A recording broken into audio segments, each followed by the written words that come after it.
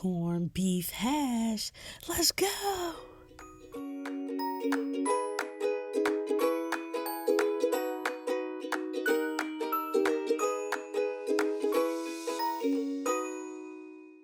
Alright, you guys, so first we're going to fry up some bacon because we're going to need that bacon grease for flavor a little bit later. So just fry it up as normal, and then once it's done, just set it aside.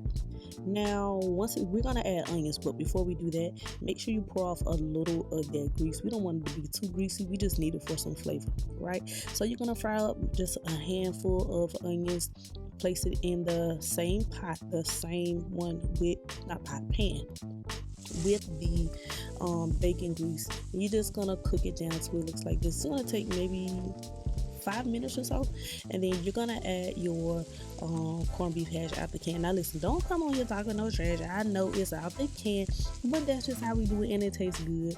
It's thick up, so y'all know it's gonna take a little while to get everything out. It's just real thick, so you just gotta work with it. So once you get everything out, you're going to use that same can and add about a quarter of that can, or maybe like a third, just so it looks like this. You're going to mix everything up, and I know it looks a little soupy, but that's just the process, right? We're going to cook everything down anyway. Once it looks like that, you're going to cook it on like a medium high heat and add a lot of pepper. That's kind of my process.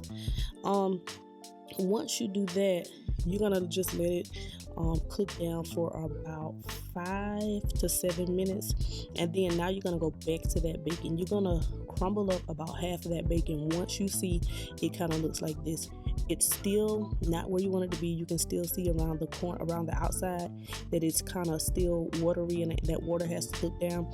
So you're about halfway there. Once that happens, crumble up the bacon. Nothing special, just however you like to crumble it, baby. Crumble it up, and then just take it and place it on top of that corned beef hash. Do not stir the corned beef. Don't stir it, y'all. Just leave it there. Don't stir it. Now it's gonna look like this. You're gonna cook it on like a low to medium after you put that bacon on top, and just let it cook down for another 4 to 5 minutes, and then you're gonna stir it. You're gonna see what it looks like here. But this is how you know it's where you want it to be. It's kind of sticking a little bit at the bottom. You can see, it's kind of, that thing busting. It look like you want to eat it. That's how you know it's ready. Give it another like 2 or 3 minutes. Get your rice together, and now get ready to plate.